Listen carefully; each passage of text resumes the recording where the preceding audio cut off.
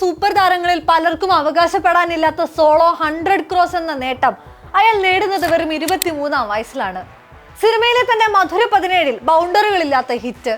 അവിടെ നിന്ന് അങ്ങോട്ട് മോസ്റ്റ് ആന്റിസിപ്പേറ്റഡ് ചിത്രങ്ങളിലെല്ലാം നായക തുല്യ സ്ഥാനം. മധുരരാജ എന്ന മമ്മൂട്ടി ചിത്രത്തിൽ ആൾക്കൂട്ടത്തിൽ ഒരു മിന്നായം പോലെ തെളിഞ്ഞു മാഞ്ഞുപോയ പയ്യനിൽ നിന്നും തണ്ണീർമത്തൻ ദിനങ്ങളുടെ നീണ്ട വേഷത്തിലേക്കും അവിടെ നിന്നും മലയാള സിനിമയിലെ മുൻനിര താരനിരയിലേക്കും നെസ്ലൻ ഞൊടിയിടയിൽ നടന്നെത്തിയത്, അരങ്ങു കീഴടക്കി സ്ഥാനമുറപ്പിച്ചത് സിനിമയുമായുള്ള രക്തബന്ധം കൊണ്ടോ സൗഹൃദ ബന്ധം കൊണ്ടോ അല്ല, കഴിവും അധ്വാനവും മുടക്കുമുതലാക്കിയാണ്. ബുദ്ധിയാണ് സാറേ ഇവന്റെ മെയിൻ എന്ന് പറഞ്ഞ ഗിരീഷേടി മലയാളികൾക്ക് പരിചയപ്പെടുത്തിയ യുവതാരം ടീനേജ് നായകന്മാരെ കാത്തുകിടന്ന മലയാള സിനിമയ്ക്ക് മുതൽക്കൂട്ടായി. എക്സെൻട്രിക്കായ മെൽവിൻ മാത്യു ക്യാപ്റ്റനു മുകളിൽ സ്കോർ ചെയ്ത താരമായി. യൂത്തൻ കഥകളും കഥാപാത്രങ്ങളും ലാക്ക് ചെയ്ത മലയാള സിനിമയ്ക്ക് പിന്നീട് തുടരെ വെരി റിലേറ്റബിൾ നെസ്ലൻ ചിത്രങ്ങൾ ആശ്വാസമായിരുന്നു. പ്രേമലു ബോക്സ് ഓഫീസിനെ അമ്പരപ്പിച്ച് കത്ത് കയറിയതോടെ മോഹൻലാലിന് ശേഷം സോളോ ഹിറ്റടിക്കുന്ന നായകനായി മാറിയ 23-കാരൻ. കൗണ്ടറുകൾക്ക് സ്വാഭാവികതയും മാനറിസങ്ങളിൽ സിംപ്ലിസിറ്റിയും കരുതിയ നെസ്ലൻ പ്രായഭേദമില്ലാതെ കുടുംബ പ്രേക്ഷകരെ കയ്യിലെടുത്തു.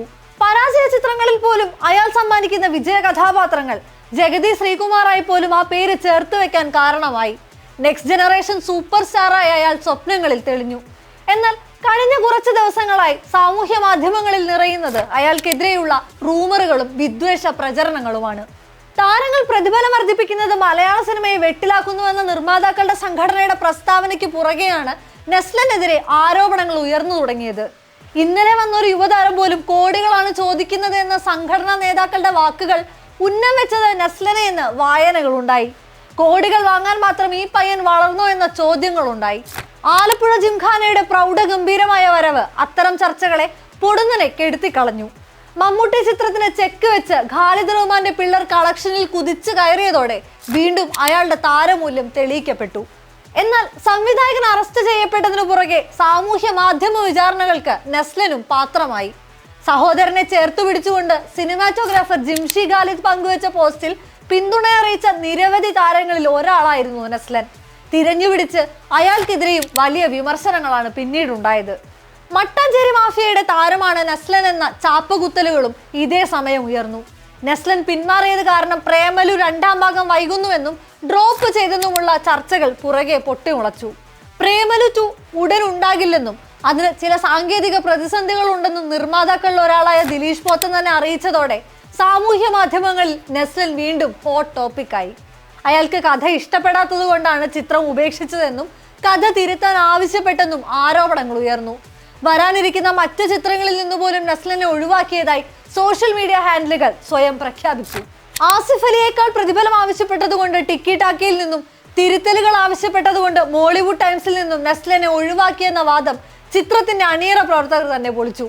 മുകുന്ദനുണ്ണി അസോസിയേറ്റ്സിന് ശേഷമുള്ള മോളിവുഡ് ടൈംസ് നെസ്ലനെ നായകനാക്കി തന്നെ ഉടൻ ചിത്രീകരണം ആരംഭിക്കുമെന്ന് അഭിനവ് സുന്ദർ നായക് അറിയിച്ചു. ഹേറ്റേഴ്സ് ഗോണ ഹേറ്റ് എന്ന ഹാഷ്ടാഗോടെ ടിക്കി ടാക്കയുടെ എഴുത്തുകാരൻ നിയോഗും ഗാറ്റ്സ്ബി എന്ന കഥാപാത്രത്തെ ഇൻട്രൊഡ്യൂസ് ചെയ്തുകൊണ്ട് നെസ്ലന്റെ ചിത്രം പങ്കുവച്ചു. അപ്പോഴും താരതമ്യപ്പെടുത്തലുകൾ തുടർന്നു. മുൻപ് മാത്യുവുമായുള്ള താരതമ്യപ്പെടുത്തലുകളാണെങ്കിൽ ഇന്നത് സന്ദീപുമായാണ്. പക്ഷേ പ്രേമലുവിന് മുമ്പും ശേഷവും നിലനിന്നു പോകുന്ന മാത്യു നെസ്ലൻ സൗഹൃദം സോഷ്യൽ മീഡിയയിൽ ഉയർന്ന വാദങ്ങളെ നിഷ്പ്രഭമാക്കിയിരുന്നു. ആലപ്പുഴ ജിംഖാനയും പടക്കളവും OTTയിൽ റിലീസായതോടെ ഇപ്പോൾ അത് നെസ്ലൻ സന്ദീപ് ധ്രുവീകരണത്തിലേക്കാണ് നീളുന്നത്. എന്റർടൈൻമെന്റ് ഇൻഡസ്ട്രിയുടെ ഭാഗമാണ് ഗോസിപ്പുകൾ എന്ന് പറയപ്പെടാറുണ്ട്. എന്നാൽ നെസ്ലനെതിരെ സാമൂഹ്യ മാധ്യമങ്ങൾ പ്രയോഗിക്കുന്ന ആരോപണങ്ങളിലെ കോമൺ ഫാക്ടർ അതിലൊന്നിനെയും പിന്തുണയ്ക്കുന്ന ഔദ്യോഗിക പ്രഖ്യാപനങ്ങളോ തെളിവുകളോ ഇല്ലെന്നതാണ്. പലതും ഭാവനയിൽ തെളിഞ്ഞ കഥകളാണെന്നതാണ്. ബാലിശമെന്ന് കണക്കാക്കാമെങ്കിലും ഇപ്പോൾ സാമൂഹ്യ മാധ്യമങ്ങളിലെ മുഖ്യ ചർച്ച എന്തുകൊണ്ട് പ്രേമലുവിലെ നായിക മമിത ബൈജു നെസ്ലന് പിറന്നാൾ ആശംസ അറിയിച്ചില്ല എന്നതാണ്. കരിയറിൽ ഏറ്റവും തിളക്കമുള്ള ദിക്കിലാണ് നെസ്ലൻ ഇപ്പോൾ. ടിക്കിടാക്കിയ മോളിവുഡ് ടൈംസ് മാത്രമല്ല, തുടരുമെന്ന ചിത്രത്തിന്റെ സംവിധായകൻ തരുൺ മൂർത്തിയുടെ അടുത്ത ചിത്രം ടോർപെഡോയിലും ദുൽഖർ സൽമാന്റെ പുതിയ സിനിമാറ്റിക് യൂണിവേഴ്സിലെ ആദ്യ ചിത്രം ലോകയിലും നെസ്ലനാണ് താരം. ഞണ്ടുകളുടെ നാട്ടിലൊരു ഇടവേളയ്ക്ക് ശേഷം അൽതാഫ് സലീം സംവിധാനം ചെയ്യുന്ന ക്രൈം കോമഡി മർഡർ മിസ്റ്ററി ചിത്രത്തിലും നെസ്ലനാണ് കേന്ദ്ര കഥാപാത്രമെന്ന് റിപ്പോർട്ടുകളുണ്ട്. മോസ്റ്റ് പ്രോമിസിംഗ് ടെക്നീഷ്യൻസിനൊപ്പം നെസ്ലൻ സമ്മാനിക്കാനിരിക്കുന്ന സിനിമാ ലോകം അതിസുന്ദരമാണ്. ചുരുങ്ങിയ കാലം കൊണ്ട് ആ ചെറുപ്പക്കാരൻ പയറ്റി നേടിയ സ്പേസ് കൂടിയാണത്.